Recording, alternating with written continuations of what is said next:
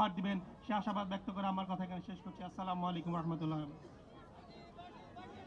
এই মুহূর্তে বক্তব্য রাখতে আমন্ত্রণ জানাচ্ছি মাহমুদুর রহমান মান্না, সভাপতি নাগরিক ঐক্য, যিনি নিজেও গুমের শিকার হয়েছিলেন। মাহমুদুর রহমান মান্না।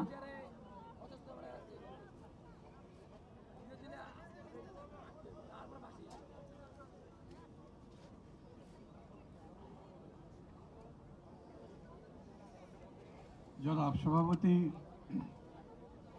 মঞ্চে উপবিষ্ট সম্মানিত আলোচকবৃন্দ, সমাবেত সাথীরা, বন্ধুরা, আসসালামু আলাইকুম। আমি প্রথমেই এই 15 বছর ধরে লড়াই করতে গিয়ে যারা যারা জীবন দিয়েছেন ফ্যাসিবাদের বিরুদ্ধে, তাদের গভীর শ্রদ্ধা জানাচ্ছি। এটা বিজয়ের মাস। এই বিজয় অর্জন করতে লাখো মানুষ জীবন দিয়েছিলেন, লক্ষ মা বোন ইজ্জত দিয়েছিলেন, তাদের গভীর শ্রদ্ধার সাথে স্মরণ করছি। আমার জন্য আজকে এটা একটা অনন্য অপরাহ্ন। মায়ের ডাক যেদিন থেকে প্রতিষ্ঠিত হয়েছে সেই থেকে আজ পর্যন্ত ঢাকা মহানগরে যতগুলো অনুষ্ঠান হয়েছে, আমার মনে হয় আমি কোনো অনুষ্ঠান বাদ দিইনি।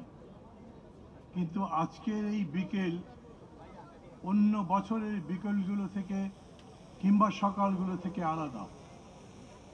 আজকে এইখানে দাঁড়িয়ে আপনাদের সবাইকে দেখে মনে হচ্ছে এই 10 বছর 12 বছর ধরে মায়ের ডাক যে অসহ্য কষ্ট সহ্য করে লড়াইটা করেছে। এখানে হাজেরা বেগম নাই, তার ছেলে তো নাই এতগুলো বছর, দুঃখিত, হাজেরা খাতুন নেই, তার ছেলে নাই, কিন্তু তারপরেও তার ছবি আমি দেখছি। আপনারা যারা আছেন তারা প্রত্যেকেই সুমনের মতো, তার ছেলের মতো। কত যে ঘটনা ঘটেছে এই 12 বছরে, যেগুলো দুঃখের আক্ষরে লেখা, যেগুলো বর্ণনা করতে এই রকম একটা অপরাহ্ন মোটেই যথেষ্ট নয়। আর প্রত্যেকটা কথা, প্রত্যেকটা কাহিনী এত হৃদয় বিদারক, এত রক্তক্ষরণ তার মধ্যে, যে এই কথাগুলো শোনার মতো ধৈর্য কারো থাকে না। আমার মনে আছে হাজেরা খাতুন যখন একদিন প্রেস ক্লাবের সামনে সমাবেশে নিজের বুক চাপড়াতে চাপড়াতে তখনকার হৃদয়হীন প্রধানমন্ত্রীর কাছে আকুতি জানাচ্ছিলেন, তার ছেলের কথা জানতে চান তিনি। ফিরে দাও আমার ছেলেকে। এরকম কত ছেলে আছে, তুমি নিজে পিতা হারিয়েছ, তোমার ভাই হারিয়েছ, তোমার বুকের ভেতরে এতটুকু দরদ হয় না, ভালোবাসার কোনো ছোঁয়া নেই, তুমি তাদের কথা বলতে পারো না, খুঁজতে পারো না, এদেরকে বের করতে পারো না। আমি ওই বক্তৃতার জবাবে বলেছিলাম, ওই যে গান আছে না, এক হৃদয়হীনার কাছে হৃদয়ের দাম কি আছে। একটা মানুষের হার্ট যদি পাষাণের হৃদয় হয়, তার কাছে যতই মাথা কুটে মারেন তাতে কিছু হয় না। তসলিমা আক্তার বা কি একটা নাম, এক মহিলা, একদিন আমার একটা টক শোতে আসছিলেন। সেই মহিলার স্বামীকে পল্টন ময়দান থেকে র্যাব কিংবা পুলিশ বা সিভিল ডিসে অন্যান্যরা উঠিয়ে নিয়ে গেছেন তারও 8 বছর আগে। উনি বলছিলেন, ভাই আমার সবচেয়ে বড় কষ্ট, আমি আমার পুত্রের জবাব দিতে পারি না প্রশ্নের, আমার স্বামীর জন্য আমি দোয়া করতে পারি না, কারণ আমি জানি না আমার স্বামী জীবিত নাকি মৃত। আমি শুধু খবর চাই ও আছে কি নাই, আমি শুধু জানতে চাই ও জীবিত, আমি তার কথা বলতে পারবো, আল্লাহর কাছে ফরিয়াদ করতে পারবো। ওই জবাব তো আমার কাছেও নাই, ওই জবাব কারো কাছে ছিল না। 15টা বছর এই নিদারুণ কষ্টের মধ্যে দিয়ে এই জাতি অতিবাহিত করেছে। আমি এই কারণেই আগস্ট জুলাইয়ের মহান অভ্যুত্থানের যারা লড়াকু সৈনিক, যাদের জীবন গেছে, যারা লড়াই করেছেন, তাদের শ্রদ্ধা জানাচ্ছি। তারা এই বিশাল পাষাণ আমাদের জাতির বুক থেকে সরিয়ে দিয়েছেন, স্লোগান দিয়েছেন, বাংলাদেশ চাই, নতুন বাংলাদেশ। আমি মনে করি সারা দেশের মানুষের এখন এটাই স্লোগান। নতুন বাংলাদেশ মানে কি? পুরানোর মতো নয়, গুম খুন থাকবে না, আয়নাঘর থাকবে না, মানুষ মানুষের প্রতি নির্ধারণ অত্যাচার করবে না, মানুষ মানুষকে শোষণ করবে না, মানুষে মানুষে বৈষম্য থাকবে না, মানুষে মানুষে মানবতার দেশ, মানবতার সমাজ গড়ে তুলবে। বক্তৃতা লম্বা করবো না, সময় নেই, আর বক্তৃতা করবার মুডও সব সময় থাকে না। আমি আপনাদের সবাইকে অভিনন্দন জানাই। মায়ের ডাক যেখান থেকে যাত্রা শুরু করেছিল অমনি করেই মা ডাকতে থাকে সারা দেশের মানুষকে। যখন যখন সংকট হবে এমনভাবে ডাক দিক, যেই ডাক শুনে দেশের সমস্ত মানুষ, আপমার মানুষ একসাথে আসতে পারে। আমরা তো বলি আমাদের একটা জাতীয় ঐক্য হয়েছে। ঐক্য মানে কি? Unity with diversity. অনৈক্যের মধ্যে দিয়ে ঐক্য। রাজনৈতিক দলগুলো সব এক হয়ে যাবে এটা তো কখনোই হবে না। কিছুদিন পরে, 1 বছর বা 1.5 বছর বা 2 বছর, যতদিন পরেই হোক নির্বাচন হবে। সেই নির্বাচনে এক দল আর এক দলের বিরুদ্ধে কথা বলবে, সমালোচনা করবে। এক প্রার্থী আর এক প্রার্থীর বিরুদ্ধে বলবেই। এখন যারা নিজের নিজের এলাকায় যান, নিজের কথা বলেন, দলের কথা বলেন। যেহেতু সামনে নির্বাচন, এই রাজনীতির লড়াই চলবেই। তারপরেও এই লড়াই নিয়েও যাতে আমরা ঐক্যবদ্ধ থাকতে পারি, সেই রকম প্ল্যাটফর্ম যেন সেই রকম থাকে, সেই রকম করে সে তার যাত্রা সামনের দিকে নিয়ে যেতে পারে। আপনাদের সবাইকে ধন্যবাদ। খোদা হাফিজ।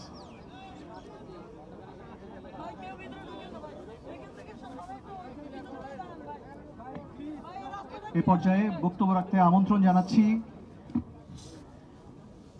মুফতি মনির হোসাইন কাশিমিকে, যিনি বর্তমানে হেফাজতে ইসলাম বাংলাদেশের কেন্দ্রীয় অর্থ সম্পাদক এবং জমিয়তে উলামায়ে বাংলাদেশের সহ সভাপতি মুফতি মনির হোসাইন কাশিমি।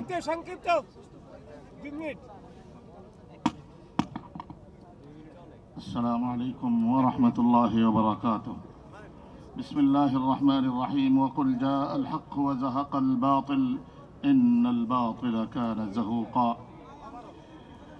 আন্তর্জাতিক মানবাধিকার দিবস উপলক্ষে মায়ের ডাক কর্তৃক আয়োজিত আজকের এই গুরুত্বপূর্ণ সমাবেশের সভাপতি এবং দেশ বরেণ্য জাতীয় রাজনৈতিক নেতৃবৃন্দ ও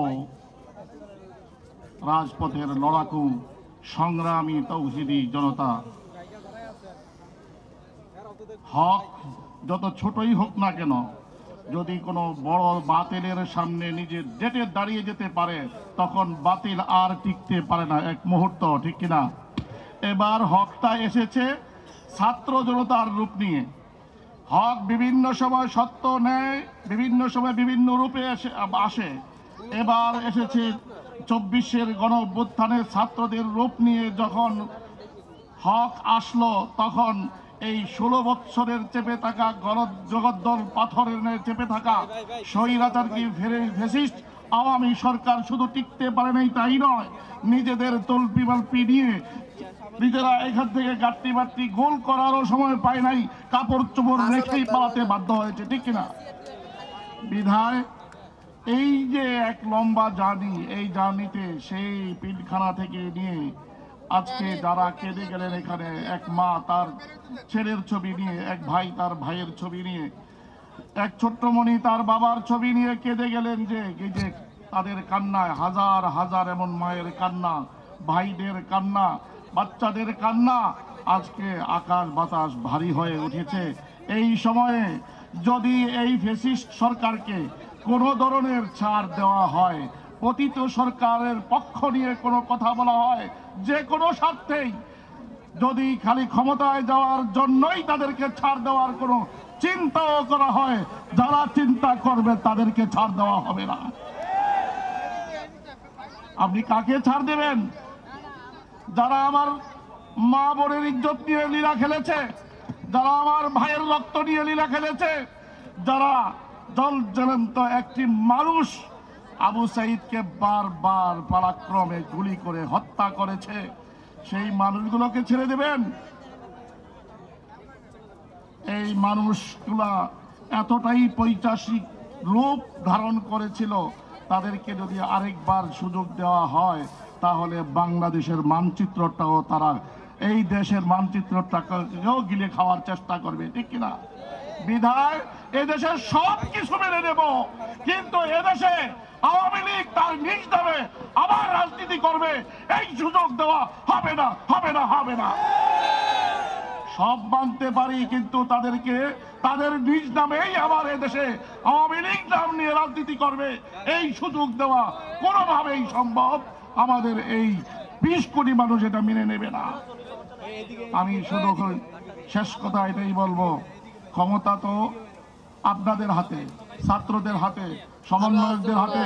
এই দেশের মুসলিম জনতা, ইসলামী শক্তি এবং যারা ইসলামী মূল্যবোধে বিশ্বাস করে, জাতিগতভাবে বিশ্বাস করে, এই মানুষগুলোই তো আমরা বসবাস করি। আমাদেরকে এখন ইস্পাত কঠিন এক ঐক্য গড়ে তুলতে হবে, যে ঐক্যের সামনে কিসের ছাতার মাতার নরেন্দ্র মোদী, এমন নরেন্দ্র মোদী হাজারো আসবে আর যাবে, বাংলাদেশ তার নিজের অবয়ব নিয়ে, স্বাধীনতা নিয়ে টিকে থাকবে এবং থাকবেই ইনশাআল্লাহ। আসসালামু আলাইকুম ওয়া রাহমাতুল্লাহি ওয়া বারাকাতুহু। এই মুহূর্তে বক্তব্য রাখতে আসছেন গণসংহতি আন্দোলনের প্রধান সমন্বয়ক জোনায়েদ সাকি।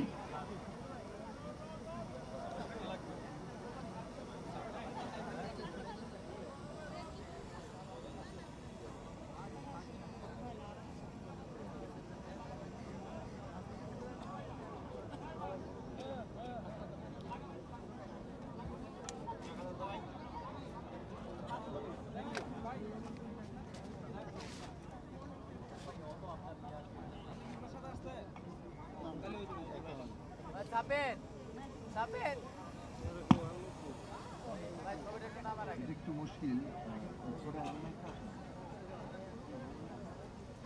আমার এটা এভাবে করে কথা বলতে।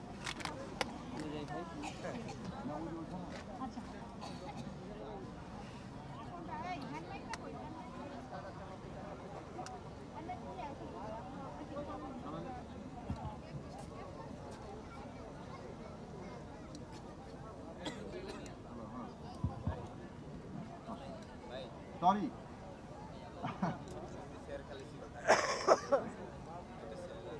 সবাইকে শুভেচ্ছা জানাই, সালাম জানাই, আসসালামু আলাইকুম।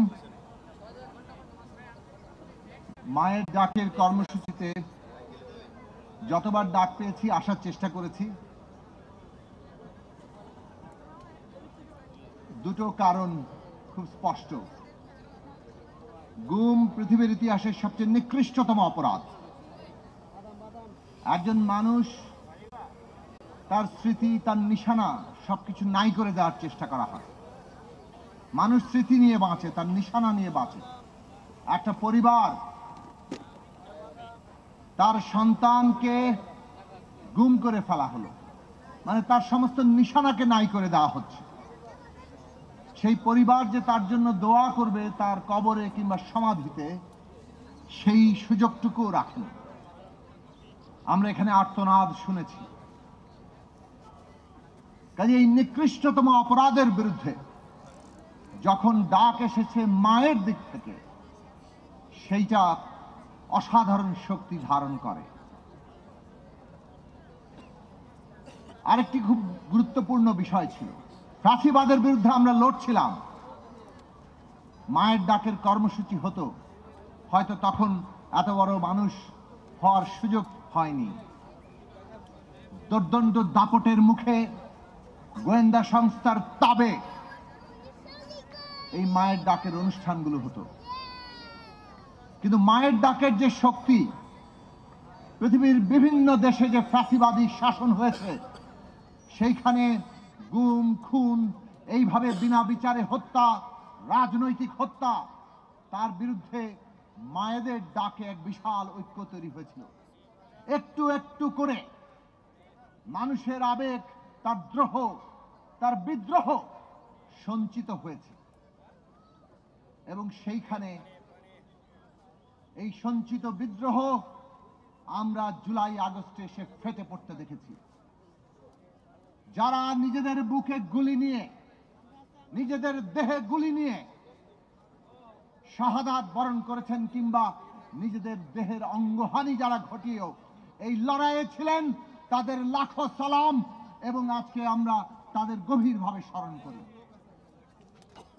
ওই গুম খুন হওয়া যেমন প্রত্যেকটি লড়াকু সৈনিক যারা কোনো না কোনো ভাবে এই ফ্যাসিবাদের বিরুদ্ধে কথা তুলেছিলেন, কিংবা এমনকি অনেকে নিরপরাধ হয়েও কোনো কথা না বলেও গুমের শিকার হয়েছিলেন, তাদেরকে আমরা স্মরণ করি, কেননা তারাই ফ্যাসিস্ট শাসনের এক একটি সাক্ষ্য। কিন্তু মানুষের যে সমস্ত বিক্ষোভকে এক সূত্রে গেঁথেছিল আবু সাঈদ থেকে মুগ্ধ হয়ে জুলফিকার শাকিল, হাজারের ১৬০০-এর উপরে যে তরুণরা, ছাত্র, শ্রমিক, কি শিশু, কি অভিভাবক, তারা প্রাণ দিয়েছেন। ৫০,০০০-এর উপরে আহত, ৫০০-এর উপরে অন্ধ হয়ে গেছে, যাদের অনেকে এখানে উপস্থিত হয়েছেন। এই সবাইকে আজকে আমাদের স্মরণে রাখতে হবে। মানুষের ইতিহাসের সবচেয়ে বড় শ্রেষ্ঠ মানবিক মুহূর্ত কি? যখন একজন মানুষ তার কওমের জন্য, তার নিজের জনগোষ্ঠীর জন্য, অন্য সকলের জন্য জীবন উৎসর্গ করার মতো সাহসে পৌঁছায় এবং সেই উৎসর্গ করে। ওর চাইতে বড় মানবিক মুহূর্ত আর কিছু হতে পারে না। আমাদের সেই শহীদেরা, সেই লড়াকু সৈনিকরা, আপনারা যারা আছেন, তাদের প্রত্যেককে ধারণ করেই আমাদের এগোতে হবে। মানুষের জন আকাঙ্ক্ষা, এই দেশের মানুষের আকাঙ্ক্ষা কি? বারে বারে ব্যাহত হয়েছে, এইটা মনে রাখা দরকার। ব্রিটিশ ঔপনিবেশিক শাসনের বিরুদ্ধে লড়াই হয়েছে। ৪৭-এও এই পূর্ব বাংলার মানুষ পাকিস্তান কায়েমে লড়াই করেছিল, ভেবেছিল পাকিস্তান ন্যায়ের শাসন দেবে, কিন্তু পাকিস্তান ন্যায়ের প্রতীক হতে পারেনি। পূর্ব বাংলার মানুষের অধিকার কেড়ে নিয়েছিল। ১৯৭১ সালে এই দেশের মানুষ, লক্ষ লক্ষ মানুষ প্রাণ দিয়ে সংগ্রাম করেছিল বাংলাদেশ প্রতিষ্ঠার জন্য। এটা বিজয়ের মাস। সেই মানুষ আশা করেছিল এই দেশের নতুন রাষ্ট্রে মানুষের জন্য সাম্য, মানবিক মর্যাদা, সামাজিক ন্যায় বিচার প্রতিষ্ঠা হবে। ৫৩ বছর ধরে সেটা প্রতিষ্ঠিত হয়নি, বরং সাংবিধানিকভাবে একটা ফ্যাসিবাদী শাসন এই দেশে ৭২ সাল থেকে চেপে বসেছিল। ২০২৪ সালে এই ফ্যাসিস্ট শাসনের একটা অংশের পতন ঘটেছে, অর্থাৎ শাসক পালিয়েছে। গণবিদ্রোহে, অভ্যুত্থানে, বিপ্লবে এই শাসককে পালাতে বাধ্য করা হয়েছে। কিন্তু আরেকটা অংশ বাকি। ফ্যাসিবাদ কিন্তু এখনো পর্যন্ত যায়নি। ফ্যাসিবাদ তার ব্যবস্থা নিয়ে হাজির আছে। আমরা এই ফ্যাসিস্ট শাসনের যারা বাস্তবায়নকারী এবং যারা নির্দেশদাতা, তাদের প্রত্যেকের বিচার চাই। ন্যায় বিচার হবে নতুন বাংলাদেশের যাত্রার প্রধান ভিত্তি। ন্যায় বিচার প্রতিষ্ঠা হতে হবে। একই সাথে এটা আমাদের মনে রাখা দরকার যে ফ্যাসিবাদ কেবল কতিপয় ব্যক্তি নয়। আমরা ব্যক্তির বিচার করতে পারি, তাকে এমনকি ফাঁসি কিংবা সাজা দিতে পারি। মনে রাখা দরকার, ফ্যাসিবাদ একটা ভাবাদর্শ, ফ্যাসিবাদ একটা ব্যবস্থা, একটা চিন্তার পদ্ধতি, এমনকি একটা রাজনীতি। কাজেই ফ্যাসিবাদী যে ব্যবস্থা, যে ধ্যান ধারণা, যে ভাবাদর্শ এবং যে রাজনীতি, তাকেও আমাদেরকে মোকাবেলা করতে হবে। তার বিপরীতে গণতান্ত্রিক জায়গা দাঁড়াতে হবে। একটা দলের ফ্যাসিবাদ, সেটা অপসারিত হয়ে আর কোন ফ্যাসিবাদ যাতে কায়েম না হয়। যদি সেটা হয়, তাহলে ওই ৭১ সালের মতো কিংবা ৪৭ সালের মতো যেভাবে জন আকাঙ্ক্ষা ব্যাহত হয়েছে, ২৪-এর পরও আবারও ব্যাহত হবে। আর সেইটা যদি আমরা ব্যাহত করতে না চাই, আগামী দিনের বাংলাদেশ হবে একটা নতুন রাজনৈতিক বন্দোবস্তের উপর দাঁড়িয়ে। আর সেই বন্দোবস্ত গণতান্ত্রিক বন্দোবস্ত। এইটাই আমাদের ২৪-এর গণ অভ্যুত্থানের, ৭১ সালের বাংলাদেশের, ৪৭-এর পূর্ব পাকিস্তানের মানুষের আকাঙ্ক্ষা। ইতিহাস প্রজন্ম থেকে প্রজন্মে বয়ে চলেছে। আমরা সেই ইতিহাসকে ধারণ করতে পারবো কিনা, এটাই আগামী দিনের বাংলাদেশের ভবিষ্যৎকে রচনা করবে। আর সেই ভবিষ্যৎ যদি রচনা করতে চাই, আজকে বাংলাদেশে ৩টি বিষয় খুব গুরুত্বপূর্ণ। এক, এই দেশের সার্বভৌমত্বের প্রশ্নে বাংলাদেশের সকল মানুষের ঐক্য তৈরি করতে হবে। ভারত যতই আমাদেরকে রক্তচক্ষু দেখাক কিংবা ওই পতিত ফ্যাসিস্ট শেখ হাসিনার পক্ষাবলম্বন করে বাংলাদেশে তাদের নানা ধরনের ষড়যন্ত্রকে সহায়তা করুক, আমরা যদি ঐক্যবদ্ধ থাকি, দুনিয়ার কোনো শক্তি নাই বাংলাদেশকে পদানত করে। আমাদের তরুণরা সেটা দেখিয়ে দিয়ে গেছে। কাজী ফ্যাসিবাদ যদি থাকে তারা মানুষকে বিভক্ত করে। আমরা যদি জনগণের ঐক্য প্রতিষ্ঠা করতে পারি তাহলে আমরা আমাদের সার্বভৌমত্ব রক্ষা করতে পারবো। আর জনগণের ঐক্য প্রতিষ্ঠিত হয় গণতান্ত্রিক ব্যবস্থার মধ্যে দিয়ে। সেইটা আজকে বাংলাদেশে প্রমাণিত হয়েছে। একটা গণতান্ত্রিক যাত্রার মধ্যে আমরা আছি। সেই যাত্রাকে ধ্বংস তারা করতে চায়। আমাদের সবার সেই গণতন্ত্রকে রক্ষা করা দরকার। ওরা আমাদের বিরুদ্ধে ষড়যন্ত্র করছে। এই দেশে মুসলমান, হিন্দু, বৌদ্ধ, খ্রিস্টান, বাঙালি, চাকমা, মারমা, সকল অন্য জাতির মানুষ, নারী, পুরুষ কিংবা অন্য লিঙ্গীয় পরিচয়, তারা নানাভাবে এমন একটা পরিস্থিতি তৈরির চেষ্টা করছে যাতে বাংলাদেশ এইখানে কোনো সংখ্যালঘু ধর্মীয় কিংবা জাতির মানুষ নিরাপদ নয়, এইখানে নারীরা নিরাপদ নয়, এইটা তারা প্রমাণ করতে। আজকে বাংলাদেশের সামনে সবচেয়ে বড় চ্যালেঞ্জ, আমরা বাংলাদেশকে সকল ধর্মের, জাতির, লিঙ্গীয় পরিচয়ের মানুষের জন্য নিরাপদ জায়গা করতে পারবো কিনা। এইটা যদি ব্যর্থ হই, আমাদের 24-এর আকাঙ্ক্ষা ব্যর্থ হবে। কোনোভাবে আমরা যাতে সেটা না ভুলি। প্রতিদিন প্রতি মুহূর্তে ষড়যন্ত্র হচ্ছে সারা দুনিয়ার সামনে বাংলাদেশকে সেইভাবে রক্ষার। চট্টগ্রামে আমরা দেখেছি কিভাবে একজন আইনজীবীকে হত্যা করে একটা সাম্প্রদায়িক উস্কানি তৈরি করা হয়েছে। চট্টগ্রামের মানুষ সেই উস্কানিতে পা দেয়নি, ধৈর্য, সম্প্রীতি আর নিরাপত্তার জায়গা দাঁড়িয়েছে। ওইটাই এখন বর্তমান বাংলাদেশের শক্তি। আসুন সকলে মিলে সকল ষড়যন্ত্র এবং উস্কানি নাশাত করে দেই। সাম্প্রদায়িক উস্কানির বিরুদ্ধে সকল মানুষের নিরাপত্তা, মর্যাদাকে আমরা সামনে ধরি। সেটাই আমাদের বাংলাদেশের ভবিষ্যতের যাত্রাবিন্দু হবে। এই ভবিষ্যৎ বাংলাদেশ যদি আমরা করতে পারি তাহলে আমরা এই যে আজকে অসত্য, এই অসত্যকে মোকাবেলা করতে পারবো। যতই তারা মিথ্যা প্রচারণা করুক, যতই তারা মিথ্যার যুদ্ধ চাপিয়ে দিক, সত্যের প্রকৃত বাস্তবতা তুলে ধরে আমরা বাংলাদেশের মাথা দুনিয়ার বুকে উন্মোচন করতে পারবো।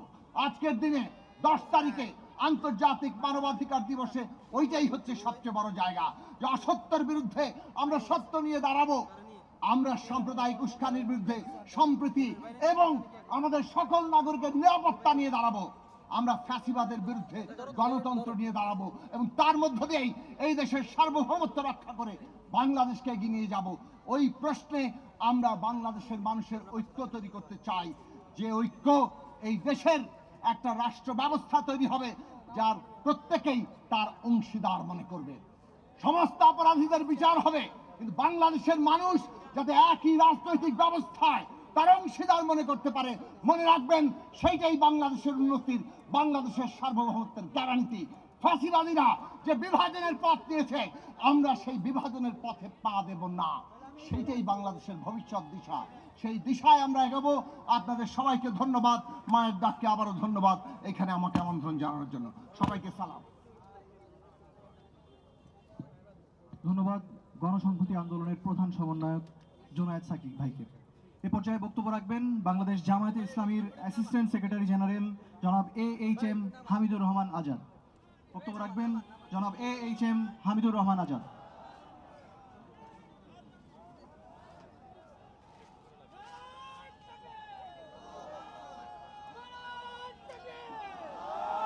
আসসালামু আলাইকুম ওয়া রাহমাতুল্লাহি ওয়া বারাকাতুহু। মায়ের ডাক আজকের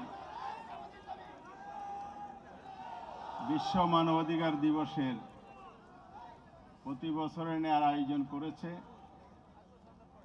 এই জন্য মায়ের ডাক সংগঠনকে আন্তরিক ধন্যবাদ। বক্তব্য অনেক হয়েছে, পড়ন্ত বেলায় সময় নেই, আরো অনেকে আলোচনা রাখবেন, বক্তব্য রাখবেন। 10ই ডিসেম্বর বিশ্ব মানবাধিকার দিবস হিসেবে স্বীকৃত। 1948 সালে জাতিসংঘে যে ইউনিভার্সাল ডিক্লারেশন অফ রাইটস ঘোষিত হয়েছে, 50 সাল থেকে পৃথিবীর বিভিন্ন রাষ্ট্রে বিশ্ব মানবাধিকার দিবস হিসেবে পালিত হয়। আজকে বাংলাদেশে মায়ের ডাক সে আয়োজন করেছে। এই ডিক্লারেশনের মূল কথা কি? সমতা, স্বাধীনতা, মর্যাদা। এর আগেও যত আন্তর্জাতিক সনদ বা ডিক্লারেশন হয়েছে, 622 সালের মদিনার সনদ,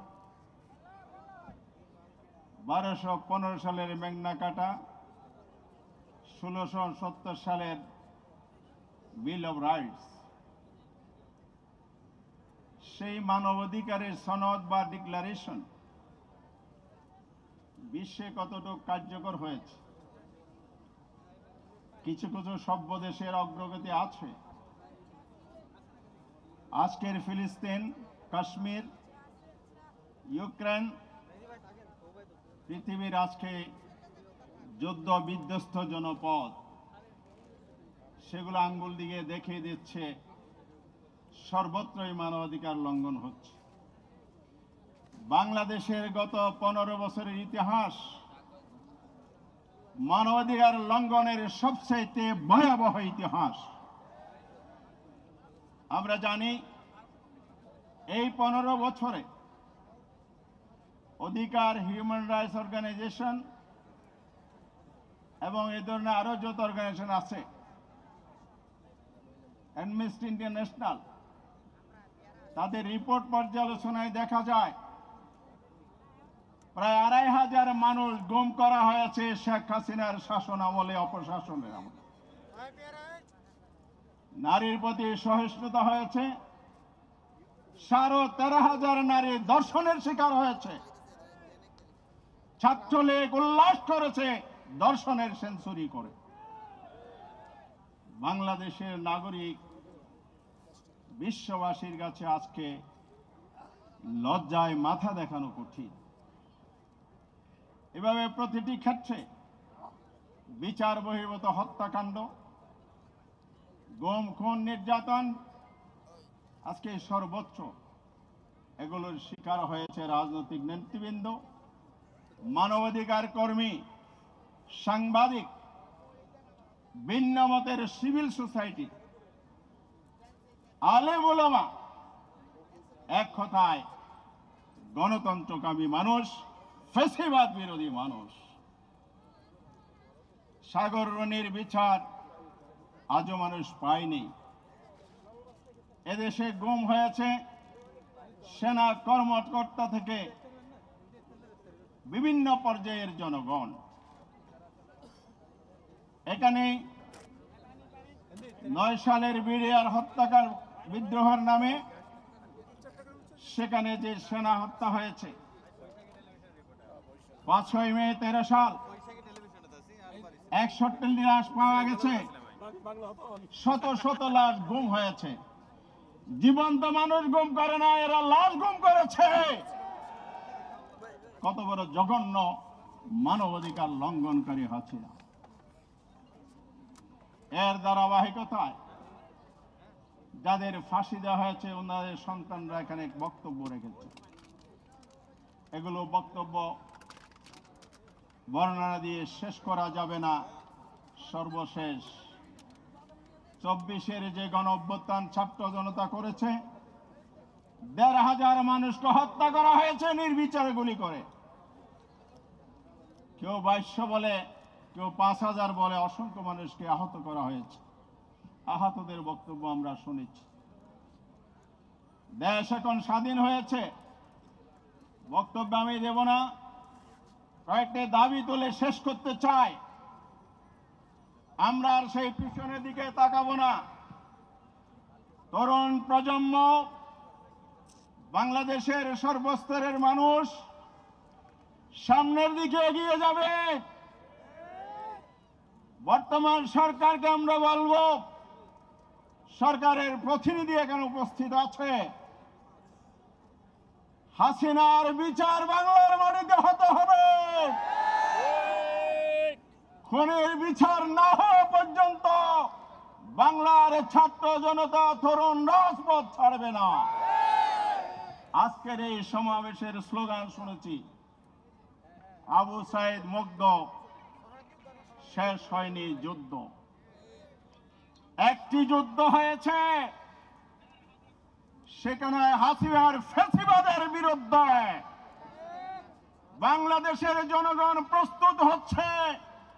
হাসিনার আধিপত্যবাদী যারা হাসিনাকে আশ্রয় দিচ্ছে, আবার ফ্যাসিবাদকে ফিরিয়ে আনার জন্য অপচেষ্টা চালাচ্ছে, সে আধিপত্যবাদের বিরুদ্ধে যুদ্ধ হবে। দেশে তরুণদেরকে প্রস্তুত হতে হবে, সংগ্রামী জনতাকে প্রস্তুত হতে হবে।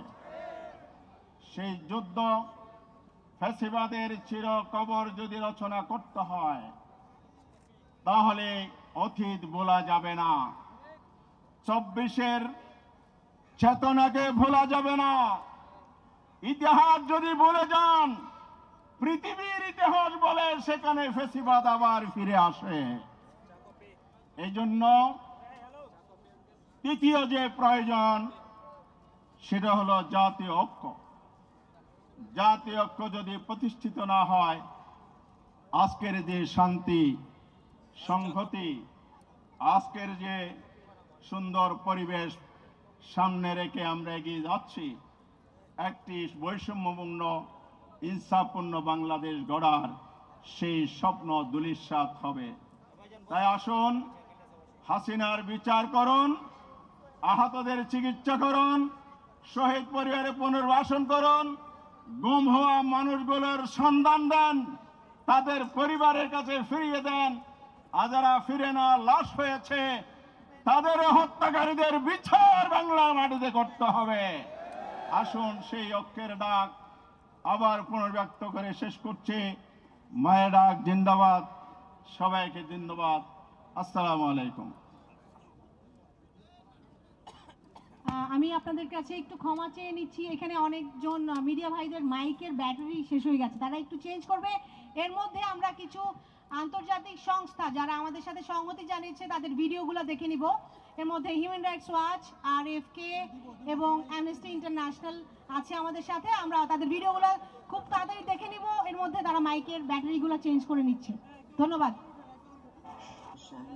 Into gross human rights violations, and to conduct fair prosecutions that adhere to international standards against all alleged perpetrators in order to secure meaningful justice for victims and their families. Thank you and best wishes for this important event. আজকে human rights day. অনেক বছর ধরে মায়ের ডাক এখানে আসছেন। এই দিনে তারা প্রোগ্রাম করেন, তারা মনে করান যে তাদের যারা লাভড ওয়ান, তাদের ভাই, তাদের স্বামী, তাদের ছেলে এখনও মিসিং। এখন যখন আমরা একটা নতুন গভর্নমেন্ট হয়েছে, বাংলাদেশ নতুনভাবে আরম্ভ করেছে, আমরা চাইব যে হিউম্যান রাইটসটাকে সবচেয়ে বেশি প্রায়োরিটি দেওয়া হোক। সব দিকে না, গুম করানো, ক্রস ফায়ার, টর্চার, এগুলো যেন শেষ হয়ে যায় আর যেন কোনো দিন ফিরে না আসে। একটা freedom of expression, freedom of speech নিয়ে নতুনভাবে বাংলাদেশ তৈরি হোক। We at Amnesty International stand in solidarity with all victims of enforced disappearances, those who are still missing, those who have been killed in secret detentions, those who have returned. These disappearances are not just violations of international law, they tear families apart, communities leaving unanswered questions and unhealed wounds. Your grief, your resilience, your courage stand as powerful testimony against injustice and a collective call for accountability and human dignity. Every name you speak, every story you share is a step towards accountability. that behind every statistic is a loved one with hopes and dreams who deserve to be remembered and honored.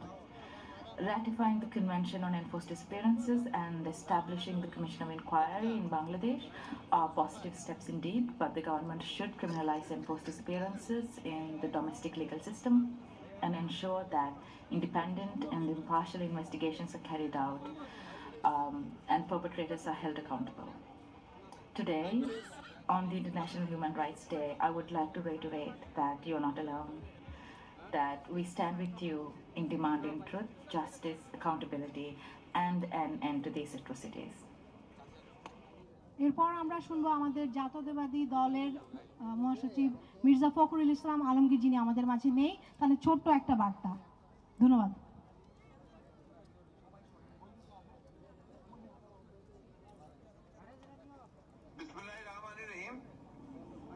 আগামীকাল 10 December বিশ্ব মানবাধিকার দিবস। এই দিনটি সারা বিশ্বের নির্যাতিত, নিপীড়িত, অবহেলিত, বঞ্চিত মানুষের জন্য অত্যন্ত গুরুত্বপূর্ণ দিন। এই দিনে বিশ্বের সকল নির্যাতিত মানুষ এক হন এবং তারা এই দিনটিকে পালনের মধ্য দিয়ে সারা বিশ্বকে এই কথা জানিয়ে দিতে চান যে সারা বিশ্বের মানবাধিকার রক্ষার কাজটা সবচেয়ে বড় করে দেখা উচিত। আমরা বাংলাদেশের মানুষ, আমরা একটা বড় ভুক্তভোগী। আমরা গত 15 বছর ধরে ফ্যাসিস্ট আওয়ামী সরকারের যাতা করে তাদের নির্যাতনে নিপীড়িত হয়ে আমাদের বহু ভাইকে আমরা হারিয়েছি, বহু প্রাণ চলে গেছে শুধুমাত্র গণতান্ত্রিক অধিকার ফিরে পাওয়ার দাবির জন্য। একই সঙ্গে আজকে সারা বিশ্বে, বিশেষ করে প্যালেস্টাইনের, যে লেবাননের এবং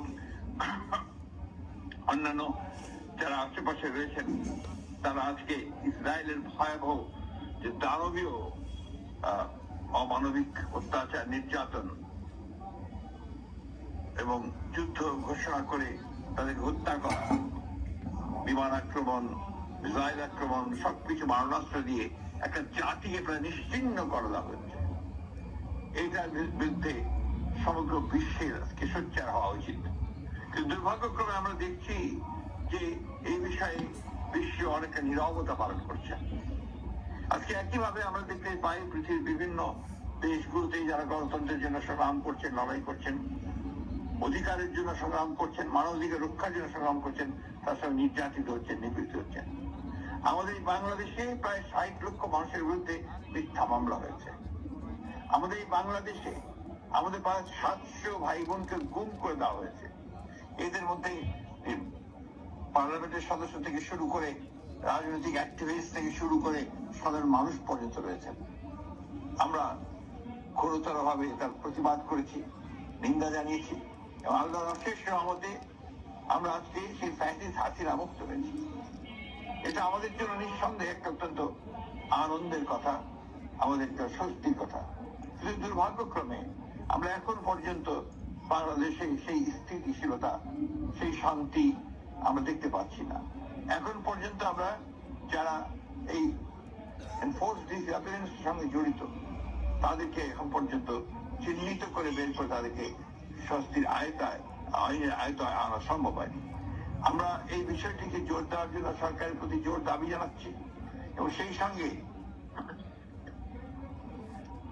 যে সমস্ত পরিবারগুলো এই এনফোর্সড ডিসঅ্যাপিয়ারেন্সের একটা বড় রকমের একটা ধাক্কার মধ্যে পড়েছেন, যারা এই কষ্ট করছেন বিগত 10, 12, 8 বছর ধরে, সেই পরিবারগুলোকে যথাযথভাবে তাদেরকে সহযোগিতা করার জন্য সংশ্লিষ্ট সকলের প্রতি, বিশেষ করে সরকারের প্রতি আহ্বান জানাচ্ছি। আমরা চাই যে একটা দ্রুত তদন্ত করে এই বিষয়টার সমাধান করা উচিত। জাতিসংঘ যে তদন্ত ব্যবস্থা করেছে, আমরা অতি দ্রুত তার একটা ফলাফল আশা করছি। একই সঙ্গে আমরা মনে করি এই বিগত জুলাই আগস্টের যারা শহীদ হয়েছেন, যারা ফ্যাসিস্ট আওয়ামী সরকারের বিরুদ্ধে লড়াই করতে গিয়ে প্রাণ দিয়েছেন, তাদেরও আমরা চাই যে তাদের পরিবারগুলোকে তাদেরকে পুনর্বাসন করা হোক এবং তাদেরকে যথাযোগ্য মর্যাদা দেওয়া হোক। যারা আহত হয়েছেন তাদের সুচিকিৎসার ব্যবস্থা করা হোক এবং তাদেরকেও একটা রিহ্যাবিলিটেশনের ব্যবস্থা করা হোক। আমরা শুধু বাংলাদেশ নয়, সমগ্র বিশ্বের মানবতার সঙ্গে আমরা একাত্মতা ঘোষণা করছি। আমরা মনে করি যে সমগ্র বিশ্বে নির্যাতিত নিপীড়িত মানুষ তারা আজকে এই দিনটিকে স্মরণ করে তারা আরো সোচ্চার হবেন, আরো জোরে কথা বলবেন। সমস্ত সাংবাদিক, যে সমস্ত রাজনৈতিক কর্মী, যে সমস্ত মানবাধিকার কর্মী যারা এই সঙ্গে কাজ করছেন, এর পক্ষে কাজ করেছে, মানবাধিকারের পক্ষে, তাদেরকে আমি আন্তরিকভাবে ধন্যবাদ এবং কৃতজ্ঞতা জানাচ্ছি। বিশেষ করে আমার বলতে কোনো দ্বিধা নেই যে বাংলাদেশে এই পোস্ট ডিসঅ্যাপিয়ারেন্সের পরে মায়ের ডাকের মধ্য দিয়ে সঞ্জিরা সেই নেতৃত্ব দিয়ে আজকে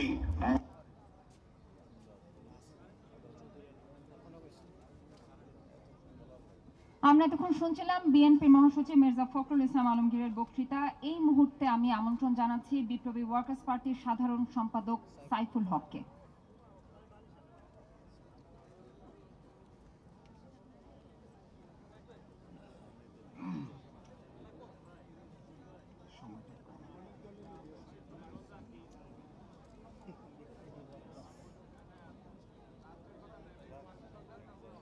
মায়ের ডাকের আয়োজনে এই মহতী অনুষ্ঠানের সংগ্রামী সভাপতি, জাতীয় নেতৃবৃন্দ, ঢাকার বিভিন্ন অঞ্চল থেকে আগত ভাই এবং বোনেরা, গণমাধ্যমের বন্ধুগণ, আপনাদের সবাইকে শুভেচ্ছা জানাই এবং অভিনন্দন জানাই।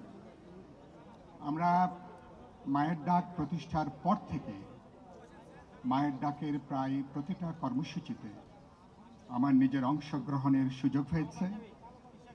মায়েদের যে হাহাকার, গুম হওয়া পরিবারের যে আর্তনাদ এবং তাদের যে রক্তক্ষরণ, গত 15-16টা বছর আমরা রক্তাক্ত হৃদয়ে সেটা আমরা নিজেরা দেখেছি, নিজেরাও রক্তাক্ত হয়েছি। বন্ধুগণ, আমরা রাষ্ট্র গঠন করি, রাষ্ট্র নাগরিকদেরকে নিরাপত্তা দেবে, জানমালের হেফাজত করবে, কিন্তু সেই রাষ্ট্র যখন ঠান্ডা মাথায় কোনো বিচার আচার ছাড়া তার নাগরিকদেরকে হত্যা করে, গুম করে, যখন সন্ত্রাস চালায়, বিচারের নামে অবিচার মঞ্চস্থ করে, ঠান্ডা মাথায় রাজনৈতিক কারণে যখন বিচার করে, তখন সেই রাষ্ট্রের টিকে থাকার আর কোনো ভিত্তি থাকে না। 16টা বছর পতিত আওয়ামী ফ্যাসিস্ট রেজিম এইভাবে তারা গোটা রাষ্ট্রকে একটা সন্ত্রাসের অভয়ারণ্যে তারা এখানে পরিণত করেছে। আজকে যখন আমরা পেছনে তাকাই, দেখি 16টা বছর বাংলাদেশকে তারা একটা নরকে তারা পরিণত করেছিল এবং আওয়ামী লীগের 16টা বছর আওয়ামী লীগ পরিকল্পিত গণহত্যার যে তাদের যে অপরাধ, সেই অপরাধের সাথে আমার পিলখানা হত্যাকাণ্ড বলি, আমার সেখানে আলেমদের হত্যাকাণ্ড বলি, আমার সেখানে অনেকগুলো ঠান্ডা মাথায় হত্যাকাণ্ড তারা সংগঠিত করেছে। ইতিমধ্যে আমরা একটা ট্রাইব্যুনাল মাত্র গঠন করেছি। একটা ট্রাইব্যুনালে সমস্ত বিচার করা যাবে কিনা আমি জানি না, অনেকগুলো ট্রাইব্যুনাল গঠন করা দরকার।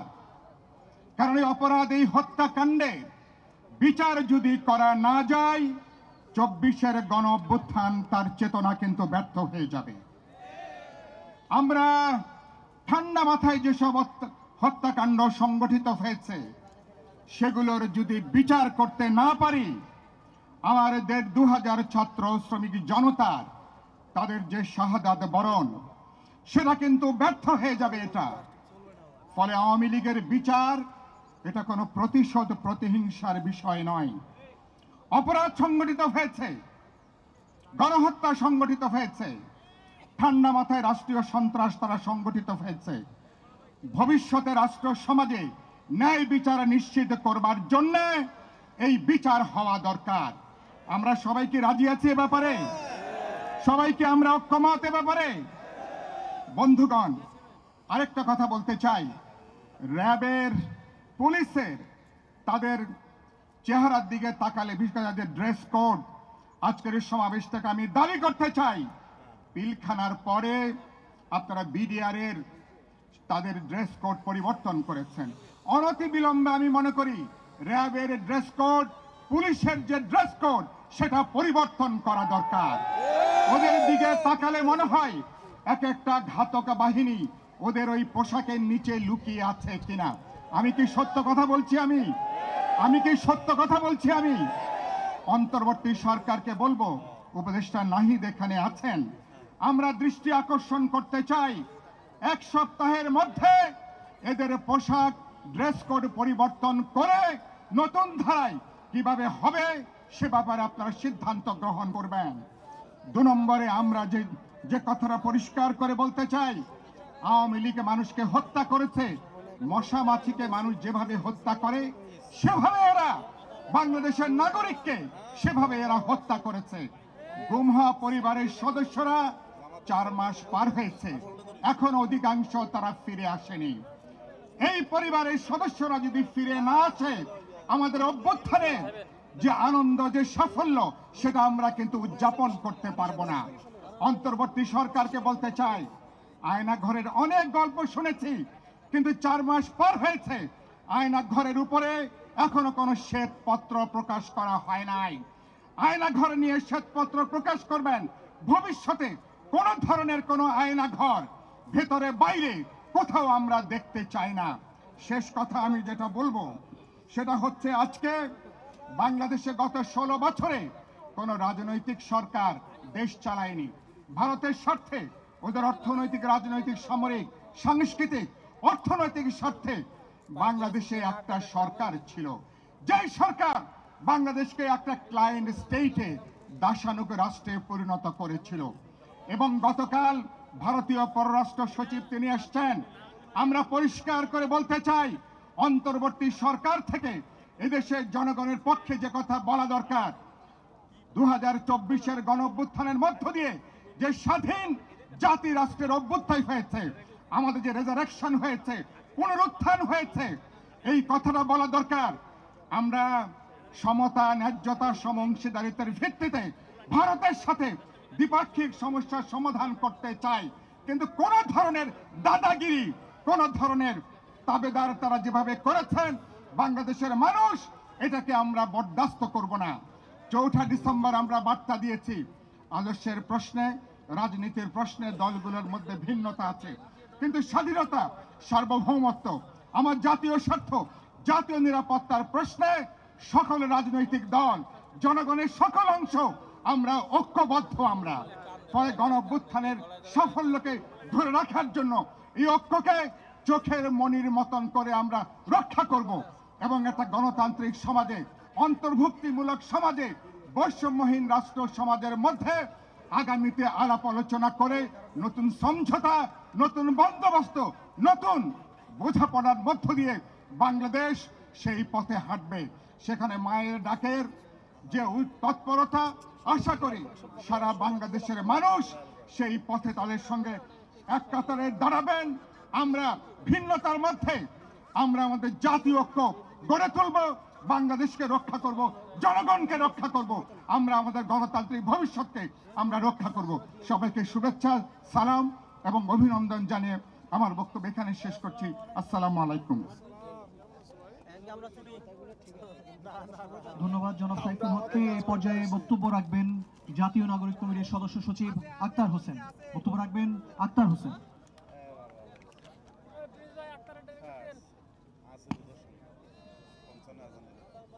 আজ আমরা মুসলিমেরা এখানে সবাই একত্রিত হয়েছি। আজ আমরা সংগ্রামীরা এখানে একত্রিত হয়েছি। আজ আমরা বিজয়ীরা এখানে একত্রিত হয়েছি। গত 16 বছর ধরে বাংলাদেশের ওই ফেসিবাদ এবং তাদের দোসর ব্যতিরেকে এমন কোন দল মতের মানুষ নাই যাদের উপরে আওয়ামী ফেসিবাদীরা নির্যাতন নিপীড়ন চালায় নাই। ঢাকা বিশ্ববিদ্যালয়ের ছাত্র ছিলাম। বিশ্ববিদ্যালয়ের হলগুলোতে ওই সন্ত্রাসী ছাত্রলীগ টর্চার সেল তৈরি করেছিল। আমাদের শত শত ভাইকে গেস্ট রুমে ডেকে নিয়ে অবর্ণনীয় অত্যাচার তারা করেছে। ভিন্ন মতের কোন ভাইকেই তারা হলগুলোতে ঠাঁই দেয় নাই। হলগুলোর ত্রিসীমানায় ভিন্ন মতের কাউকে তারা আসতে দেয় নাই। ছাত্রলীগ আওয়ামী লীগের বিপক্ষে যদি কারো কোনো বক্তব্য থাকতো, তাদেরকে আলাদা করে ডেকে নিয়ে গেস্ট রুমে অবর্ণনীয় অত্যাচার করা হতো। সে অত্যাচার সয়ে এই বিশ্ববিদ্যালয়ের দিনগুলো আমাদের গত হয়েছে। আমার মনে পড়ে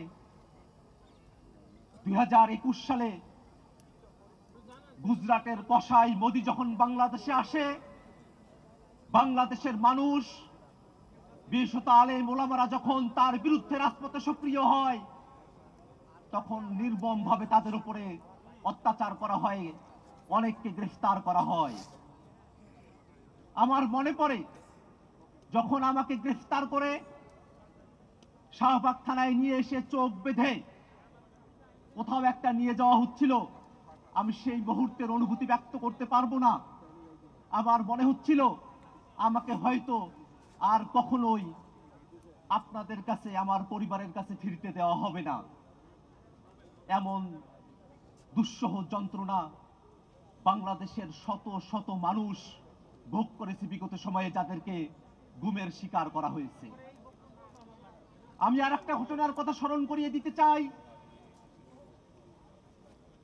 বিডিআর হত্যাকাণ্ডে, পিলখানা হত্যাকাণ্ডে যারা শহীদ হয়েছেন তারা তো শহীদ হয়েছেন, এরপরে বিচারের নামে প্রহসন করে শত শত নিরপরাধ বিডিআর ভাইকে এখনো পর্যন্ত জেলখানায় বন্দী রাখা হয়েছে। তিনবার জেলখানায় গিয়েছি, আমার বিডিআর ভাইদের সাথে দেখা হয়েছে, কথা হয়েছে।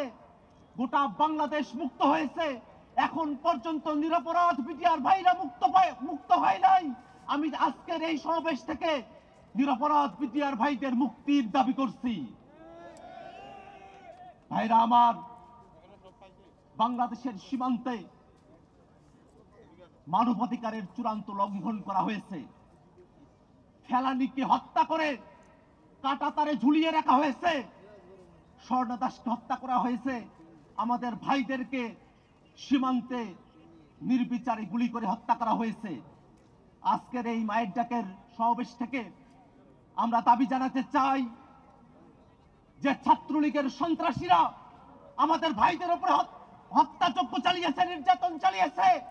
জুলাই আগস্ট সহ বিগত 16 বছরে প্রত্যেক ছাত্রলীগের সন্ত্রাসীকে আইনের আওতায় নিয়ে এসে কঠিনতম শাস্তি নিশ্চিত করতে হবে।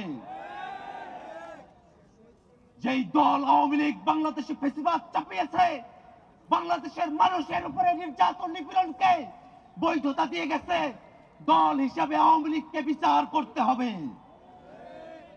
শেখ হাসিনাকে বাংলাদেশে ফিরিয়ে নিয়ে এসে তাকে বিচারের কাঠগড়ায় দাঁড় করাতে হবে।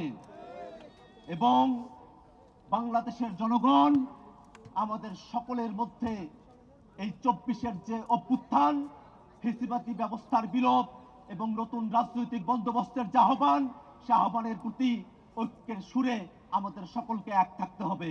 ধন্যবাদ সকলকে।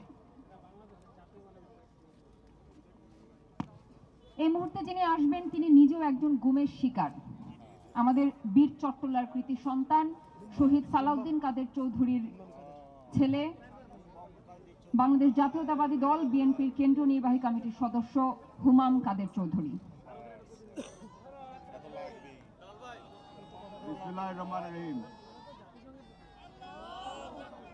সকাল থেকে এখানে আছি, শুরুতেই 2024 সালের আন্দোলনের সৈনিকদের প্রতি সম্মান জানিয়ে শুরু করছি। সকাল থেকে স্লোগান শুনছি, আপনাদের সাথে আমার পরিচয় নেই, তবে হয়তো এই স্লোগানের মাধ্যমে আপনারা আমাকে চিনতে পারবেন। নারায়ে তাকবীর! নারায়ে তাকবীর! নারায়ে তাকবীর! গত 16 বছর ধরে এরকম প্রোগ্রামে আসার অনেক চেষ্টা ছিল, আসতে পারিনি। গত বছর এই অনুষ্ঠানেই আমরা যখন সিদ্ধান্ত নেই আয়োজন করব, লুকিয়ে লুকিয়ে প্রোগ্রাম করতে হয়েছে। আপনারা জানেন 16 বছর ধরে আমরা বারবার করে একটা কথা শুনে আসছি, গুম, খুন আর মামলা শেখ হাসিনার প্রিয় জিনিস। আমার পরিবারের আমার বাবা খুনের শিকার, আমি নিজে গুমের শিকার, আমার মা মামলার শিকার। হয়তো এখানে অনেকেই আছেন আপনারা যাদের পারিবারিক অবস্থা প্রায় একই। আপনাদের সকলকে ধন্যবাদ জানাতে চাই, আপনারা আমাদের পাশে দাঁড়িয়েছিলেন। আমার মতো যেই পরিবারগুলার প্রায় ধ্বংস হয়ে যাওয়ার পর্যায়ে চলে এসেছিল, আপনারা সাহায্য করেছেন, পাশে দাঁড়িয়েছেন, আশ্রয় দিয়েছেন। আপনাদের কারণে আজকে আমরা এই মঞ্চে দাঁড়াতে পেরেছি। হয়তো আপনাদের সামনে যে কথাটা বলতে যাচ্ছি আপনারা অনেকবার শুনেছেন, স্বজন হারানোর ব্যথা আমার থেকে বেশি আর কে বুঝে। শেখ হাসিনার প্রিয় ডায়লগ সপ্তাহে 2 বার করে শুনতে হতো, নাটকের চোখের পানি দেখতে হতো। চেষ্টা করতো উনি বাংলাদেশের মানুষকে নরম করার, তবে আমরা এই নাটক অনেকবার দেখেছি, চিনে ফেলেছি তাকে। বাস্তবতা হচ্ছে টিভির পর্দায় এসে সে এই নাটক করত, ঘরে গিয়ে ঠান্ডা মাথায় মানুষজনকে গুম, খুন এই আদেশগুলা সে ঘরে বসে দিত। আপনারা আজকে এখানে এসেছেন কারণ আপনারা জানতে চান যে আগামীর বাংলাদেশ কিরকম হবে। আগামীর বাংলাদেশে আমরা যা দেখতে পাচ্ছি, সামনে কিছু বিপদ আছে।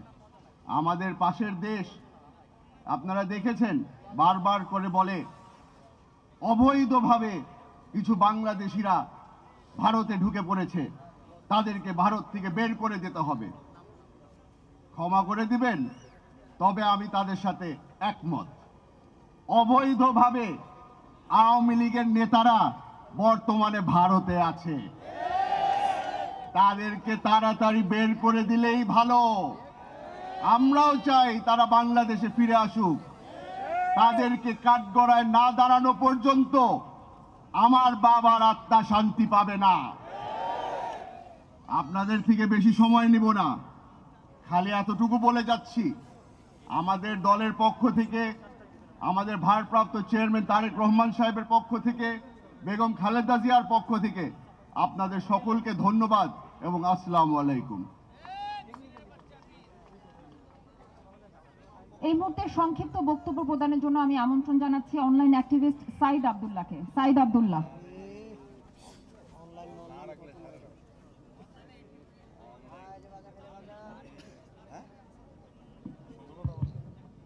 আসসালামু আলাইকুম। যে পরিবেশে এসে সালাম দিচ্ছি, আমাকে যদি বলা হতো আজ থেকে 1 বছর আগে সোহরাওয়ার্দী উদ্যানে কোনো প্রোগ্রাম হবে, সেই জায়গায় প্রাণ খুলে সালাম দিতে পারবো, এই ব্যাপারটা ছিল অবিশ্বাস্য রকমের ঘটনা। কারণ শুধুমাত্র সালাম দেওয়াটাকে কেন্দ্র করে কত মানুষকে নিপীড়ন চালিয়েছে ডাইনি শেখ হাসিনা, তার কোনো হিসাব নাই। আমরা অনেক ক্ষেত্রে শুনি যে ইতিহাসে আইয়ামে জাহেলিয়াত ছিল। আমি বলি শেখ হাসিনার রেজিমটাকে আমি সবসময় বলি আওয়ামী জাহেলিয়াত। এবার এই আওয়ামী জাহেলিয়াতে এমন কোন মানুষ নাই যারা তার দ্বারা গুম, খুন এবং সর্ব ধরনের মানবাধিকার লঙ্ঘনের শিকার হয় নাই। আজকে মায়ের ডাকের প্রোগ্রাম যখন উন্মুক্ত পরিবেশে হচ্ছে, গত বছরও যদি এই টাইপ উন্মুক্ত পরিবেশে করার চেষ্টা করা হতো, আমি নিশ্চিত এই যে দাড়ি টুপিওয়ালা মানুষ যতজন আছেন তাদের অর্ধেককে ধরে নিয়ে যাওয়ার জন্য হাসিনার এজেন্সির লোকগুলো এই জায়গায় বসে থাকতো। বাংলাদেশে মুক্ত পরিবেশ এসেছে কিনা সেটা বোঝার আগে আক্ষেপের জায়গাটা হলো, অনেকগুলো বাচ্চা আছে যাদেরকে আমি বেশ কয়েক বছর ধরে চিনি, অনেকগুলো আহত মানুষ আছেন যারা আজকে বসে আছেন, এই মানুষগুলোর কান্না কি আমরা মুছে দিতে পারছি কিনা? এই কান্না যতদিন না মুছে দেওয়া হবে, আমার কাছে মনে হয় ততদিন পর্যন্ত মুক্ত বাংলাদেশের দাবি করাটা আমাদের কাছে হবে খুবই অনৈতিক একটা কাজ। আর একটা জিনিস বলে রাখাটা দরকার, অনেকে অনেক আক্ষেপ করেন যে এত মানুষ মেরে ফেলার পরেও শেখ হাসিনার ভেতরে এবং তার দলের লোকদের ভেতরে কোনো রিমোর্স বোধ নাই কেন? আমি বলি ওদের দলের ভেতরে রিমোর্স বোধ থাকা উচিত না। তার কারণ ফ্যাসিবাদ আওয়ামী লীগের ডিএনএর ভেতরে আছে। শেখ হাসিনা হঠাৎ করে 2024 সালে এসে স্বৈরাচারী হয়ে যায় নাই। 2011 সালে পঞ্চদশ সংশোধনী যেদিন করেছে ওই দিন থেকেই শেখ হাসিনা স্বৈরাচার ছিল। এমনকি শেখ হাসিনা নতুন করে বাংলাদেশে কোনো কিছু করে নাই। এই দেশের তরুণ প্রজন্মকে একটা জিনিস ভুলিয়ে দেওয়া হয়, 72 থেকে শুরু করে 1975 সালের ইতিহাস। এবং খুবই স্পষ্ট ভাষায় বলতে গেলে এই বাংলাদেশের প্রথম স্বৈরাচার ছিল শেখ মুজিব। এই কথাটা বলতে অনেকে দ্বিধান্বিত হয়ে পড়ে এখনো। ভোট চুরি বাংলাদেশে শেখ হাসিনা প্রথম করে নাই। 1973 সালে 7 মার্চের ইলেকশনে ভোট চুরি হয়। গুম, খুন, প্রশাসনিক দৌরাত্ম্য, প্রশাসনিক লুটপাট, এই একটা কাজও শেখ হাসিনার হাত দিয়ে শুরু করা না।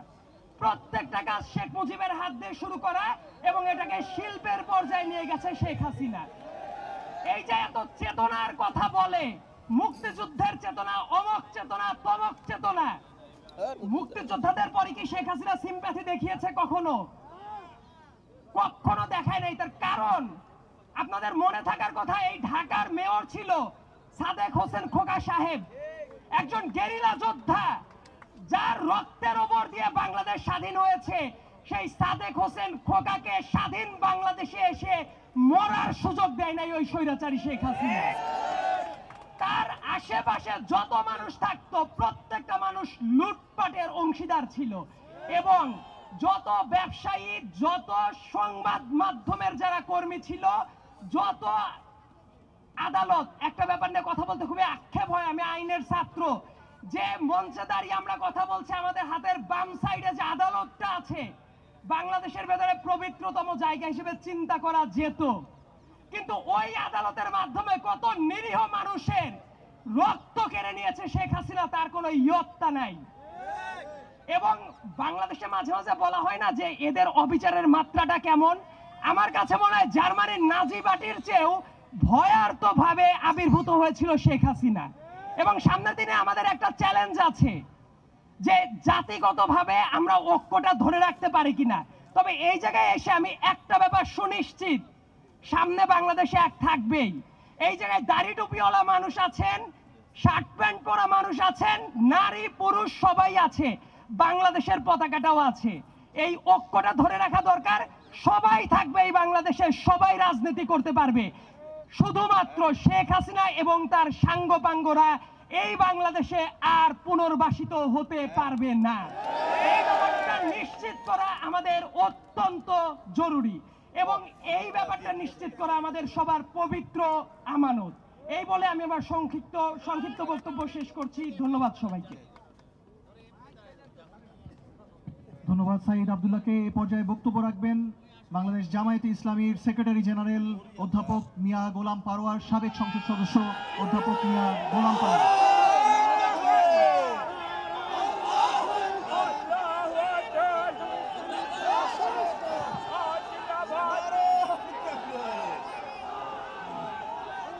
السلام عليكم ورحمة الله وبركاته. إن الحمد لله والصلاة والسلام على رسول الله. মায়ের ডাকের উদ্যোগে আয়োজিত আন্তর্জাতিক মানবাধিকার দিবস উপলক্ষে আজকে ঐতিহাসিক সরোয়ার্দী উদ্যানে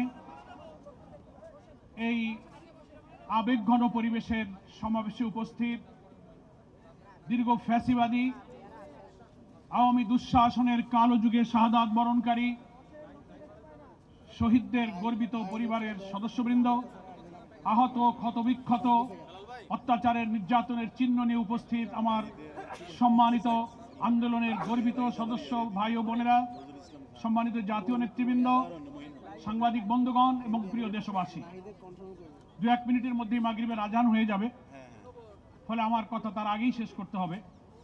আমি শুধু একটা কথা বলে আপনাদের মাঝ থেকে বিদায় নিতে চাই যে আজকে আন্তর্জাতিক মানবাধিকার দিবস। প্রতি বছর আমরা দিবসটা পালন করি, কিন্তু ফ্যাসিস্ট এবং স্যাডিস্ট সমস্ত খুন, গুম, হত্যা, ক্রসফায়ারের মাস্টারমাইন্ড শেখ হাসিনা, তার নির্যাতনের রক্তের যে কালো ছাপ, অশ্রুসিক্ত মায়ের কান্না এখনো শুকায় নাই, অথচ যেখানকার মাল সে সেখানে ফিরে গিয়েছে, সেখান থেকে সন্ত্রাসের নতুন ব্লুপ্রিন্ট সে তৈরি করছে। আজকের এই মানবাধিকার দিবসে আমরা বলতে চাই, সেই 2006 সালের 28 অক্টোবর থেকে শুরু করে পিলখানার হত্যাকাণ্ড, হেফাজতের হত্যাকাণ্ড, তারপরে বাংলাদেশের ইসলামী আন্দোলন নেতৃবৃন্দকে বিনা অপরাধে সাজানো মামলা, সাজানো সাক্ষী, সাজানো বাদী, সাজানো বিচারক দিয়ে নির্মমভাবে জুডিশিয়াল কিলিং করা হয়েছে। তারপর জুলাই আগস্টের অভ্যুত্থানে 2000 ছাত্র জনতাকে খুন করা হয়েছে, 40,000 ছাত্র জনতা আহত হয়েছে। এই গুণ খুনের বিচার বাংলাদেশে না হলে আমাদের এই আন্দোলন, এই ত্যাগ, নতুন বাংলাদেশ নির্মাণের স্বপ্ন ব্যর্থ হয়ে যাবে। আমি প্রশ্ন করতে চাই, বাংলাদেশ নামক রাষ্ট্রে একটি মানবাধিকার কমিশন আছে। এই 17-18 বছরের কালো যুগে যত খুন, গুম, ক্রসফায়ার হয়েছে, মানবাধিকার কমিশন তার কি বিচার করেছে? বাংলাদেশের সংবিধানে কমিশনকে এখতিয়ার দেওয়া হয়েছে, তারা সরকারের কাছে, স্বরাষ্ট্র মন্ত্রণালয়ের কাছে অভিযোগ করতে পারে, বিচারের জন্য তারা উদ্যোগ নিতে পারে। তারা করেনি। এই কমিশন ফ্যাসিবাদের দোষর ছিল।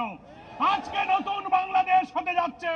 আমরা মনে করি আমাদের এই ফ্যাসিবাদ থেকে মুক্তি পেতে গেলে, আমাদের নতুন বাংলাদেশ নির্মাণের জন্য আমাদের প্রাণের সন্তানের যে জীবন দিয়েছে, সেই রক্তের দায় শোধ করতে গেলে আগামী জাতীয় নির্বাচনের পূর্বে আমাদের এই 24-এর অভ্যুত্থানের যে চেতনা, সেই চেতনা ধারণ করে একটি জাতীয় ঐক্যের মধ্য দিয়ে নির্বাচনী কৌশলে আওয়ামী লীগকে, রাজনীতিকে বিদায় দিতে হবে।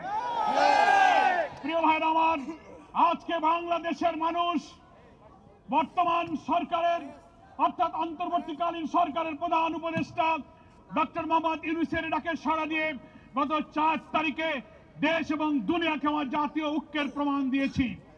আমরা সরকারকে বলতে চাই, সরকারের অভ্যন্তরে, প্রশাসনে, judiciary, civil administration, police administration, everywhere, every sector of our society, যেখানে ফ্যাসিবাদের দোসররা আজও ঘাপটি মেরে বসে আছে, এদের থেকে প্রশাসনকে পরিচ্ছন্ন না করলে আবার নির্বাচন হতে পারে না। সেই জন্য আপনারা শক্ত হন, দৃঢ় হন, ঝুঁকি গ্রহণ করুন।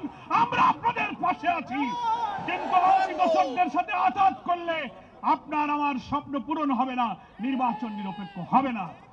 সেই জন্য হাজার শহীদের রক্তের দায় শোধ করার জন্য আসুন, নতুন একটি বাংলাদেশ নির্মাণ করে আমাদের এমন বাংলাদেশ আমরা চাই, যেখানে গণতন্ত্র, ভোটাধিকার, মানবিক মূল্যবোধ, সাম্য, সামাজিক সুবিচার, নিরন্ন মানুষের দুঃখ কষ্ট, অনাহারী বস্ত্রহীনের কান্না থাকবে না, ইনসাফপূর্ণ সমৃদ্ধ বাংলাদেশ হবে। সেই বাংলাদেশ যদি আমরা প্রতিষ্ঠা করতে পারি, তাহলেই 24-এর গণ অভ্যুত্থানের ত্যাগ আমাদের সার্থক হবে। মায়ের ডাক, আজকে বাংলাদেশে যে ডাক দিয়েছেন, আজকে অশ্রুসিক্ত স্ত্রীদের কান্না, পিতাহারা সন্তান, স্বামীহারা বিধবা স্ত্রী, পরিবারের লোকেরা যে ভারাক্রান্ত পরিবেশ তৈরি করেছে চোখের পানি ছেড়ে, আমি মনে করি সরকার, জাতীয় নেতৃবৃন্দ, দেশবাসী আসুন, কোন অপপ্রচার, কোন ষড়যন্ত্র, কোন বিদেশি চক্রান্তের মাথা নত না করে আমরা একটি সাহসী সংগ্রামে জাতীয় ঐক্য গড়ে তুলে জাতীয় নির্বাচনের গণতান্ত্রিক পথে আমরা আওয়ামী লীগকে চিরবিদায় করে দিই। সকলকে ধন্যবাদ জানিয়ে এক্ষুনি মাগরিবের আজান হবে।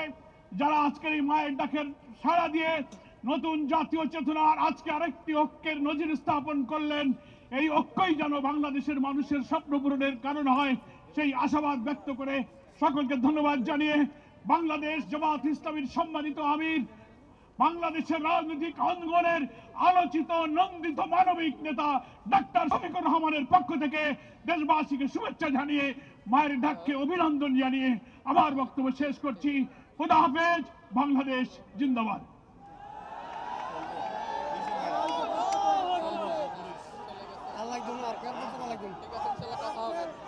ধন্যবাদ বাংলাদেশ জামায়াতে ইসলামীর সেক্রেটারি জেনারেল জনাব অধ্যাপক মিয়া গোলাম পারোয়ার এমপিকে। বক্তব্য প্রদানের জন্য আমাদের মাগরিবের ওয়াক্ত সন্নিকটে আমরা আমাদের এই সমাবেশ চলমান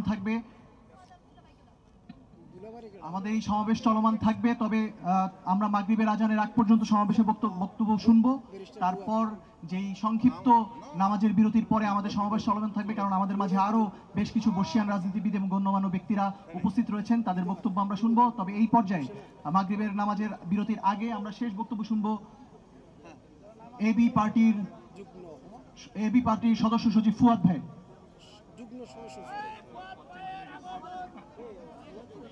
বিসমিল্লাহির রহমানির রহিম।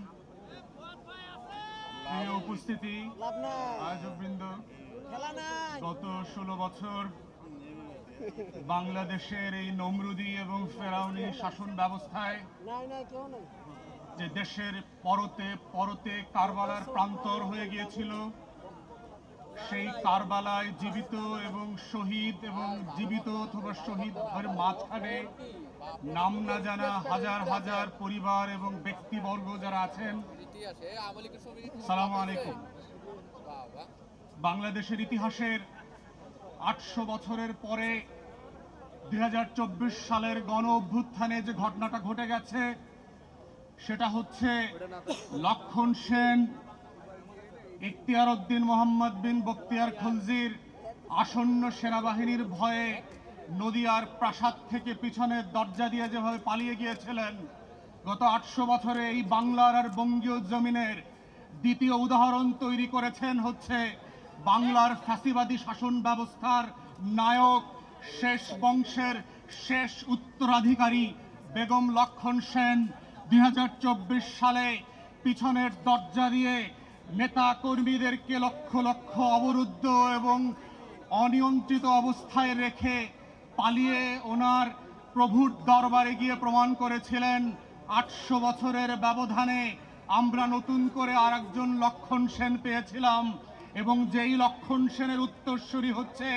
সেই দিল্লির প্রজাতন্ত্রের যারা শাসক ব্যবস্থা কায়েম করেছিলেন, যারা নমরুদ এবং ফেরাউনের উত্তরসূরি ছিলেন, যারা কারবালার ময়দানে মুসলিমদেরকে হত্যা করে পৃথিবীর ইতিহাসে ঘৃণিত জঘন্যতম নামে পরিচিত হয়েছিলেন, সেই লক্ষণ সেনের মধ্য দিয়ে বাংলাদেশের ইতিহাসের নতুন করে গণপ্রজাতন্ত্র গড়বার যে আকাঙ্ক্ষা, যে 71 সালে আমার লড়াইটা ছিল, যে লড়াইটা বাস্তবায়িত হয় নাই, সেই অবাস্তবায়িত লড়াইয়ের মধ্য দিয়ে আমাদের শত শত তরুণ যুবক, রিকশাওয়ালা, কাজের লোক, বুয়া থেকে শুরু করে শিশু পর্যন্ত শহীদ হয়ে নতুন বাংলাদেশ গড়বার যেই চৈতন্যকে জাগরণ করে দিয়ে গেছে, সেই চৈতন্যের প্রথমতম স্লোগান ছিল দেয়ালে দেয়ালে, যে শহীদ আবু সাইদ মুগ্ধ, শেষ হয় নাই যুদ্ধ, লাখো শহীদের রক্তে গড়া দেশটা কারো বাপের না, অতএব বাংলাদেশটা কারো বাপের না।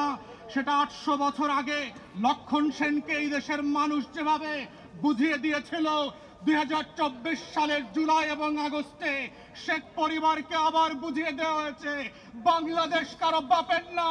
শেখ পরিবারের কাছে এই বাংলাদেশ 72 থেকে 75-এও ইজারা দেওয়া হয় নাই, 16 বছর ইজারা দেওয়া হয় নাই, আগামীতেও দেওয়া হবে না। যারা ব্যাকডোর দিয়ে আওয়ামী লীগকে পুনর্বাসনের দুঃস্বপ্ন দেখছেন, আওয়ামী লীগ যেভাবে বাংলার ইতিহাসে মুসলিম লীগ হয়ে গেছে, যারা আওয়ামী লীগকে পুনর্বাসনের চেষ্টা করবে, যারা সংস্কারের বদলে, বিচারের বদলে আওয়ামী লীগের নেতাদেরকে গ্রেফতার করবার বদলে লুটপাটের রাজতন্ত্র কায়েম করছে, তাদেরকে মনে করিয়ে দিতে চাই, মুসলিম লীগের ইতিহাস থেকে শেখেন। আওয়ামী লীগ মুসলিম লীগের ইতিহাস থেকে শেখে নাই বলে 60-এর দশক আবার 24-এ এসে হাজির হয়েছে। তাই গণ অভ্যুত্থানের স্পিরিট হচ্ছে বাংলাদেশ বদলে দেবার বন্দোবস্ত, গণ অভ্যুত্থানের স্পিরিট হচ্ছে নতুন করে বাংলাদেশকে ফ্যাসিবাদ মুক্ত বাংলাদেশ গড়বার প্রত্যয় তৈরি করা, গণ অভ্যুত্থানের স্পিরিট হচ্ছে সংস্কার এবং পরিবর্তন, গণ অভ্যুত্থানের স্পিরিট হচ্ছে গণতদন্ত কমিশন করে আমার 1700 শহীদের প্রত্যেকটা লাশের প্রতি ফোঁটা রক্তের বদলা নেওয়ার বিচার করা, গণ অভ্যুত্থানের স্পিরিট হচ্ছে 25,000 প্রতিবন্ধী এবং আহত মানুষকে বাংলাদেশের উত্তর প্রজন্মের কাছে পরিচিত করিয়ে দেওয়া, গণতদন্ত কমিশনের মধ্য দিয়ে গণ অভ্যুত্থানের স্পিরিটকে বাস্তবায়ন করবার জন্য আমরা এখন পর্যন্ত দেখি নাই অন্তর্বর্তীকালীন সরকার গত 4.5 মাসে একটা তদন্ত কমিশন করেছে। আমরা গত 4 মাসে দেখলাম না পিলখানা গণহত্যার জন্য যারা আমরা রাস্তায় রাস্তায় মিছিল করেছি গত বছরগুলোতে, তাদের বিচারের জন্য একটা তদন্ত কমিশন হয়েছে। আমরা এখন পর্যন্ত দেখলাম না গত 4.5 মাসে এই বিচার ব্যবস্থাকে ঢেলে সাজানোর জন্য ন্যূনতম আয়োজন করা হয়েছে। অন্তর্বর্তীকালীন সরকারের উপদেষ্টা আছেন, আমরা মনে করিয়ে দিতে চাই রাজপথের লড়াইকে ভুলে যাবেন না। রক্তের বদলাতের রক্তের যে বিচারের দাবি এসছে সেগুলোকে ভুলে যাবেন না। আমলাতন্ত্রের ফাঁদে পড়বেন না। রাজনৈতিক দলের বাটপারি আর নির্বাচনের যে গণ দাবি আসছে এগুলোর মধ্য দিয়ে যেন বিচারের দাবিগুলো হারিয়ে না যায়। তাই আমরা আশা করছি বাংলাদেশের ইতিহাস বদলে দেবার যে লড়াই 24-এ হয়েছে এর প্রত্যেকটা পরতে পরতে বাস্তবায়নের দায়িত্ব আপনাদেরকে নিতে হবে। না হলে ফ্রেঞ্চ রেভলিউশন থেকে, রুশ বিপ্লবের ইতিহাস থেকে শিক্ষা নেবেন। আপনারা এবং আমরা গিলেটিনের নিচে আছি, বিচার করবেন, না হলে আমরা এই বিচারের মুখোমুখি হব। এই বাস্তবতা ভুলে না গিয়ে বাংলাদেশে নতুন বাংলাদেশ গড়বার যে লড়াই, সেই লড়াইতে আপনারা লড়াইয়ের মতো করে সামিল হবেন, সেই আহ্বান জানিয়ে আমার বক্তব্য এখানেই শেষ করছি। সবাইকে অসংখ্য ধন্যবাদ। ধন্যবাদ মায়ের ডাক এবং তার পরিবারদেরকে। আসসালামু আলাইকুম। এ পর্যায়ে মাগরিবের নামাজের জন্য বিরতি। মাগরিবের নামাজের বিরতির পর আমরা বিকেল 5:30টায় শুরু করব আমাদের সমাবেশ আবারও। তারপর